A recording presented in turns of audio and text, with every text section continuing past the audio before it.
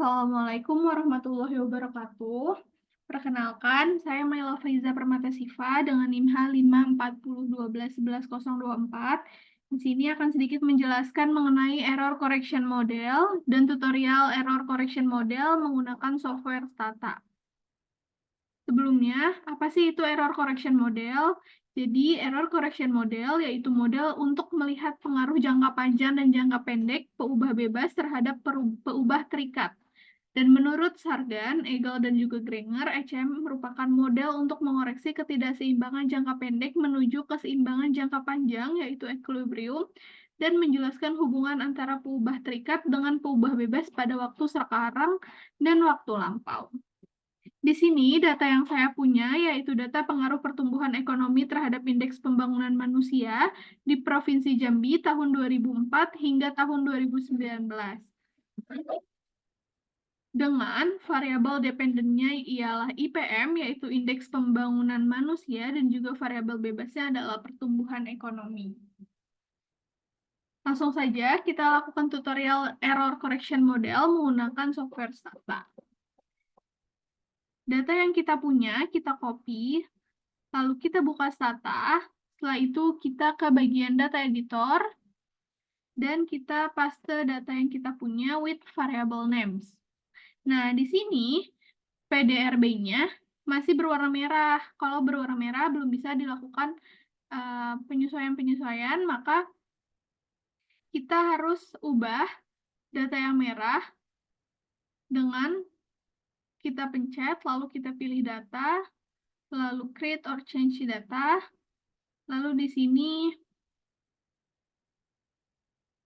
kita other variable transformation commands, di sini encode value labels from string variable. Jadi kenapa merah? Karena dia variabelnya masih variabel string. Kita pencet saja, lalu kita pilih di sini PDRB, lalu kita buat nama baru untuk variabel numeriknya. Jadi di sini kita mengubah variabel string menjadi variabel numerik. Di sini aku tulis PDRB aja, lalu kita oke. Nah, di sini sudah keluar variabel baru yaitu PDRB. Selanjutnya, kita close data editornya, lalu kita pergi ke komen, lalu kita ketik gent sama dengan underscore n. Setelah itu, kita transformasi dengan ketik gen ut generate tahun sama dengan y dalam kurung 2004. Kenapa 2004? Karena tadi awal mulanya 2004 ditambah underscore n minus 1. Lalu, setelah itu kita format menjadi keterangan waktu dengan ketik format tahun %y. Setelah itu akan kita lihat terlebih dahulu di data editornya. Sudah ada variabel T dan juga variabel tahun di sini. Tahunnya tahun 2004 hingga tahun 2019. Kita kembali ke komen.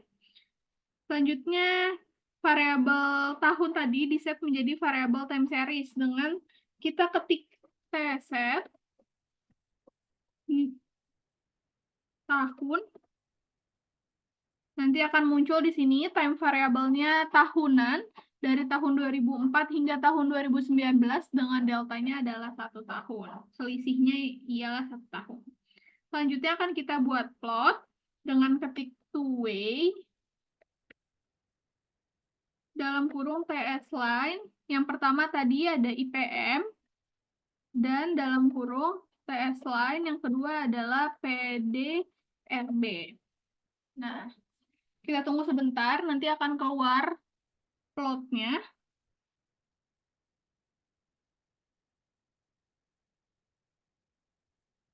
Nah, ini plotnya dari IPM, yang biru menandakan IPM, dari tahun 2004 hingga tahun 2019, dan juga yang merah merupakan PDRB dalam bentuk juta rupiah.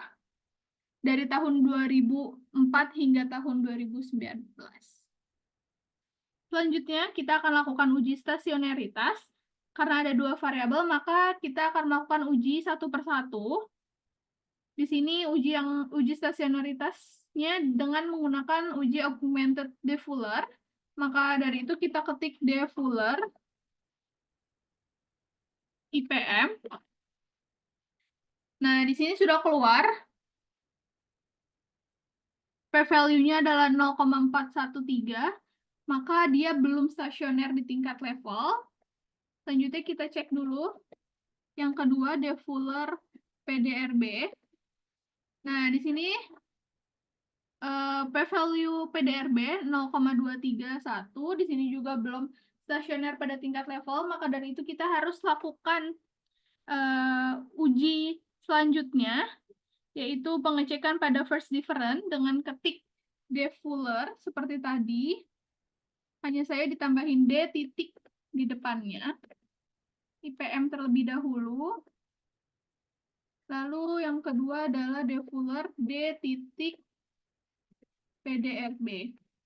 Nah, di sini bisa kita lihat yang de Fuller D IPM di sini sudah stasioner pada first difference karena p-value-nya sudah di bawah 0,05, dan juga PDRB di sini sudah stasioner pada first difference karena nilai p-value-nya di sini sudah di bawah 0,05.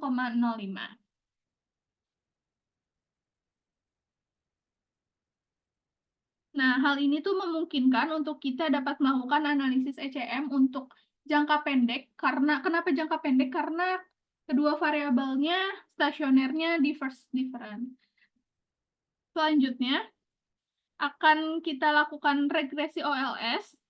Pada contoh ini, variabel dependennya adalah IPM, dan variabel bebasnya adalah PDRB. Dengan ketik regress, lalu IPM, dan ketik PDRB. Setelah itu keluar hasilnya, kita ketik predik ECT, koma resid.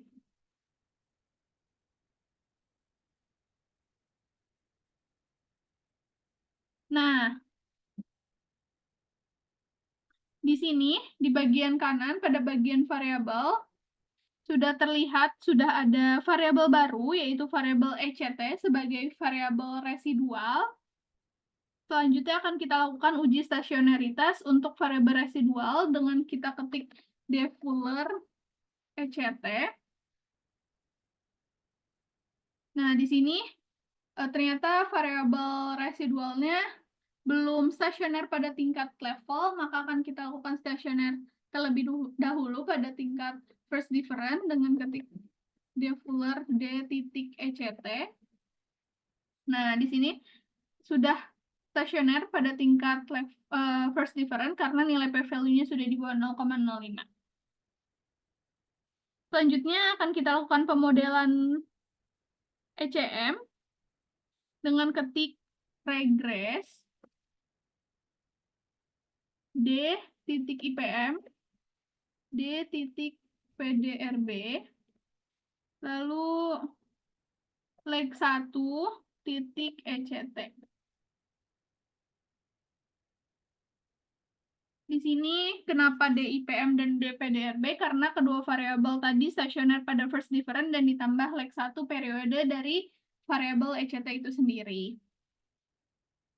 Nah, di sini sudah keluar hasil persamaan ECM. Di sini dilihat hasil ECT berada pada rentang 0 hingga 1.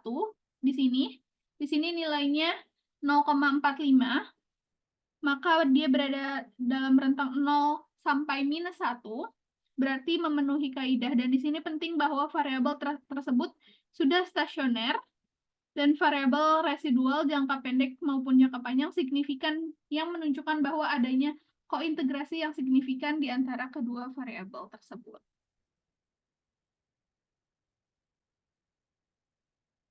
Selanjutnya akan dilanjut dengan uji heteroskedastisitas dengan ketik head test